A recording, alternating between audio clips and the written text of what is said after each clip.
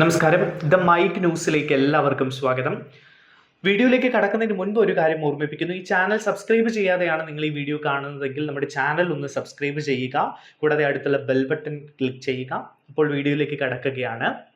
KPCC അധ്യക്ഷനെ മാറ്റാൻ പോകുന്നു എന്ന വിവരം 2-3 ദിവസം മുൻപ് അറിയുകയും അതുമായി ബന്ധപ്പെട്ട ചർച്ചകൾ പുരോഗമിക്കുകയും ചെയ്യുകയാണ്. ഈ സാഹചര്യത്തിൽ KPCC അധ്യക്ഷനായ സുധാകരനെ പിന്നിൽ നിന്ന് കുത്തിയത് ആരാണ്, അദ്ദേഹത്തിന് പാരയായത് കോൺഗ്രസിലെ ഏത് നേതാവാണ് എന്ന ചർച്ച പുരോഗമിക്കുകയാണ്. അതേ സമയത്ത് തന്നെ ഒരു വിഭാഗം പ്രവർത്തകർ ആവശ്യപ്പെടുന്നത് KPCC അധ്യക്ഷനെ ആ സ്ഥാനത്ത് നിന്ന് മാറ്റാൻ മാത്രം എന്ത് സംഭവ വികാസങ്ങളാണ് ഇവിടെ കേരളത്തിൽ ഉണ്ടായത് എന്ന ചോദ്യമാണ് ഉയർത്തുന്നത്. കാരണം സുധാകരൻ എന്ന നേതാവ് ശക്തനായ നേതാവാണ്, കോൺഗ്രസിലെ ശക്തനായ നേതാവാണ്. CPM-നെതിരെ രൂക്ഷ വിമർശനം ഉന്നയിക്കുന്ന, സർക്കാരിനെതിരെ രൂക്ഷ വിമർശനം ഉന്നയിക്കുന്ന, പിണറായി വിജയൻ എന്ന മുഖ്യമന്ത്രിക്കെതിരെ രൂക്ഷ വിമർശനം ഉന്നയിക്കുന്ന ഒരു നേതാവാണ് സുധാകരൻ.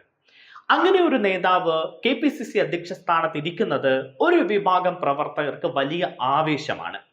നോക്കൂ, KPCC അധ്യക്ഷനായി സുധാകരൻ വന്നതിന് ശേഷമാണ് കോൺഗ്രസ് പ്രവർത്തകർക്കിടയിൽ, പ്രത്യേകിച്ചും യുവാക്കൾക്കിടയിൽ ഒരു തീപ്പൊരിയൊക്കെ വന്നു തുടങ്ങിയത്, ഒരു ആവേശമൊക്കെ വന്നു തുടങ്ങിയത്.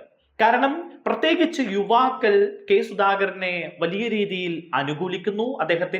അദ്ദേഹത്തിന്റെ വിട്ടുവീഴ്ചയില്ലാത്ത, സർക്കാരിനെതിരെ വിട്ടുവീഴ്ചയില്ലാതെ അദ്ദേഹം വിമർശനങ്ങൾ നടത്താറുണ്ട്, പ്രത്യേകിച്ച് പിണറായി വിജയനെതിരെ.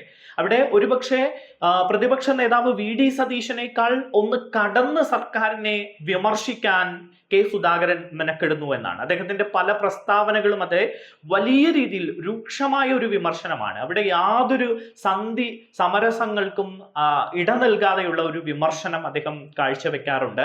അങ്ങനെയുള്ള സുധാകരനെ എന്തിനാണ് KPCC അധ്യക്ഷ സ്ഥാനത്ത് നിന്ന് മാറ്റുന്നത് എന്ന ചോദ്യം ഒരു വിഭാഗം പ്രവർത്തകർ ചോദിക്കുകയാണ്. CPM-ന്റെ കോട്ടയായ കണ്ണൂരിൽ നിന്ന് നിരവധി പ്രതിസന്ധികളിൽ തളരാതെ വലിയൊരു നേതാവായി ഉയർന്നു വന്ന സുധാകരൻ പാർട്ടിക്ക് ഊർജം തന്നെയാണ്. കേരളത്തിലെ കോൺഗ്രസ് നേതാക്കളിൽ ഏറ്റവും പ്രമുഖനാണ് അദ്ദേഹം. അദ്ദേഹത്തിന്റെ വീര്യം എന്ന് പറയുന്നത് വളരെ വലിയ രീതിയിലുള്ള ആവേശമാണ് അണികൾക്ക് നൽകുന്നത്. പ്രത്യേകിച്ച് സുധാകരനെ പറ്റി പറയുകയാണെങ്കിൽ വെട്ടൊന്ന് മുറി രണ്ട്, ഇങ്ങനെ ഒരു സ്വഭാവമാണ്. അദ്ദേഹം എന്തും തോന്നിയതങ്ങ് തുറന്നങ്ങ് പറയും. അവിടെ വേറൊരു ചിന്തയില്ല, കളങ്കമില്ലാത്ത മനസ്സിന്റെ ഉടമയാണ്. അതുകൊണ്ട് തന്നെ അദ്ദേഹം തോന്നിയത് തുറന്നു പറയും. ഇത് ചിലപ്പോൾ മറ്റു ചിലർക്കൊന്നും അത്ര രസിച്ചു എന്ന് വരില്ല, പക്ഷെ അദ്ദേഹം നല്ല രീതിയിലുള്ള പ്രവർത്തനം കാഴ്ചവെച്ചിട്ടുണ്ട് KPCC അധ്യക്ഷനായ കാലം മുതൽ. അദ്ദേഹം KPCC അധ്യക്ഷനായ കാലം മുതൽ നടന്ന ഉപതെരഞ്ഞെടുപ്പുകളാകട്ടെ, മറ്റ് തെരഞ്ഞെടുപ്പുകളാകട്ടെ, ഇതിലൊക്കെ കോൺഗ്രസിന് അല്ലെങ്കിൽ UDF-ന് വലിയ രീതിയിൽ വിജയം കൈവരിക്കാൻ കഴിഞ്ഞിട്ടുണ്ട്. അത് KPCC അധ്യക്ഷനായ സുധാകരന്റെ മാത്രം നേട്ടമാണ് എന്ന് പറയുകയല്ല. പ്രതിപക്ഷ നേതാവ് VD സതീശന്റെ കൈയുണ്ട്, മറ്റ് മുതിർന്ന നേതാക്കളുടെ, കോൺഗ്രസിന്റെ UDF-ന്റെ ഒക്കെ കൂട്ടായ പ്രവർത്തനത്തിന്റെ ഫലമായിട്ടാണ് അത്തരം വിജയങ്ങൾ ഉണ്ടായിരിക്കുന്നത്. പക്ഷേ ഈ നേതാക്കൾക്കിടയിൽ അഭിപ്രായ വ്യത്യാസമാണ് ഇപ്പോൾ കോൺഗ്രസിന് ടാസ്ക് ഫോഴ്സ് ടീം ഒരു റിപ്പോർട്ട് ഹൈക്കമാൻഡിനെ സമർപ്പിച്ചപ്പോൾ അതിൽ പറയുന്നത്, അങ്ങനെ അഭിപ്രായ ഐക്യമില്ലാത്തൊരവസ്ഥയിൽ ഇനി നിയമസഭാ തെരഞ്ഞെടുപ്പ് വരാനിരിക്കുമ്പോൾ അത് കോൺഗ്രസിന് തിരിച്ചടിയാകും. അതുകൊണ്ട് KPCC അധ്യക്ഷ സ്ഥാനത്ത് പുതിയൊരാൾ വരണം. 2 പേരുകളാണ് ഉയർന്നു കേൾക്കുന്നത്. ഒന്ന് അടൂർ പ്രകാശിന്റെ പേര്, മറ്റൊന്ന് ബെന്നി ബെഹനാന്റെ പേരാണ്. ഇതിൽ ആർക്ക് നറുക്ക് വീഴുമെന്നത് കാത്തിരുന്ന് തന്നെ അറിയേണ്ടതാണ്. എന്തായാലും ചിട്ടയായ പ്രവർത്തനം കോൺഗ്രസ് നേതാക്കൾ നടത്തി ഉപതെരഞ്ഞെടുപ്പുകളിൽ വലിയ വിജയമുണ്ടാക്കി.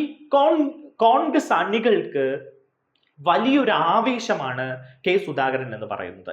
അതുകൊണ്ട് അദ്ദേഹത്തെ ആ സ്ഥാനത്ത് നിന്ന് മാറ്റുന്നതിന് മുൻപ് ഹൈക്കമാൻഡ് ഒന്നുകൂടി ആലോചിക്കേണ്ടിയിരിക്കുന്നു എന്നാണ് ഒരു വിഭാഗം പ്രവർത്തകർ പറയുന്നത്. സുധാകരൻ KPCC പ്രസിഡന്റായി വന്നതിന് ശേഷം കേരളത്തിലെ കോൺഗ്രസ് പ്രവർത്തകർക്ക് വലിയ ആവേശമാണ് ഉണ്ടായിരിക്കുന്നത്.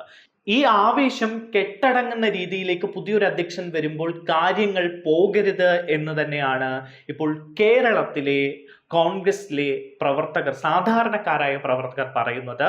എന്തായാലും ഹൈക്കമാൻഡ് ചില തീരുമാനങ്ങൾ എടുക്കുന്നുണ്ട്. സുധാകരനെ അങ്ങനെ തഴഞ്ഞുകൊണ്ടൊരു തീരുമാനം എടുക്കാൻ ഹൈക്കമാൻഡിനും കഴിയില്ല. കാരണം അദ്ദേഹം ശക്തനായ നേതാവാണ്.